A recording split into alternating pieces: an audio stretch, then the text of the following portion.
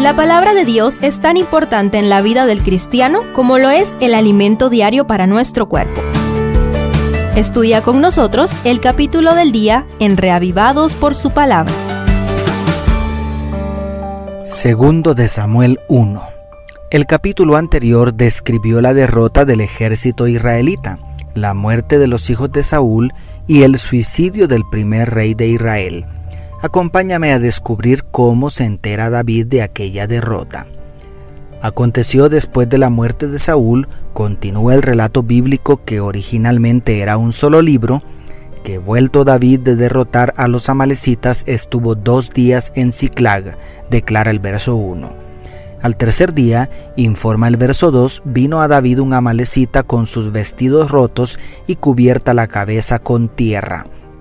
El hombre se inclinó con reverencia ante David, le informó que él había dado muerte al primer rey y presentó como evidencia la corona y el brazalete de Saúl. Aquel informe no concuerda con el registro inspirado del capítulo anterior. Es evidente que este hombre conocía del odio de Saúl contra David y creyó que ganaría para sí una gran recompensa por darle muerte al ungido de Jehová. Lo que no conocía muy bien era el carácter de David, quien nunca quiso levantar su mano contra su rey. Lo único que consiguió con el falso informe fue la muerte. Así es la mentira. Aunque aparentemente pueda granjearnos alguna ventaja temporal, finalmente trae desgracia. Por otro lado, aquí entendemos que David no había actuado políticamente aceptable con respecto a Saúl. Aún después de la muerte de su perseguidor, siguió honrando la memoria de su antecesor y demostró que era genuina su integridad. Otra evidencia de la integridad y autenticidad de David está en el versículo 11. Entonces David, tirando de sus vestidos, los rasgó, y lo mismo hicieron los hombres que estaban con él.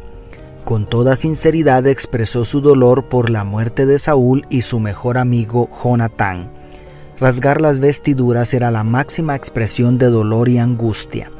Es interesante que sus hombres, quienes habían hablado de apedrearlo pocos días antes, ahora se muestran conmovidos por la expresión de dolor de su líder y se unen al ayuno.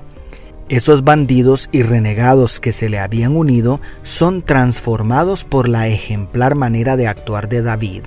El carácter y el estilo de vida pueden hacer mucho bien a este mundo oscurecido por el pecado. Dios te está llamando a vivir una auténtica relación con Dios, un estilo de vida superior que arrastre a quienes te rodean a Cristo y la regeneración que ofrece por el poder del Espíritu Santo. Por último, a partir del verso 17, se registra un lamento que David compuso y entonó quizá con algunos de sus hombres. En este salmo, David exalta a Saúl y sus hijos como héroes nacionales. Lamenta profundamente la muerte de la primera familia real de Israel y recuerda la amistad y amor de hermanos que había habido entre él y Jonatán. Este bien conocido talento de David se vuelve a manifestar para honrar a su mejor amigo y a su peor enemigo. El estribillo que se repite varias veces es: «¿Cómo han caído los valientes?», recordando los grandes éxitos militares que Saúl consiguió para el pueblo de Dios. En síntesis, este capítulo amarra con el primer libro de Samuel a través del trágico final de Saúl, demuestra la justicia de David al ejecutar el merecido castigo contra el supuesto asesino del primer rey de Israel y además revela la sensibilidad de David ante la noticia de la derrota de Israel.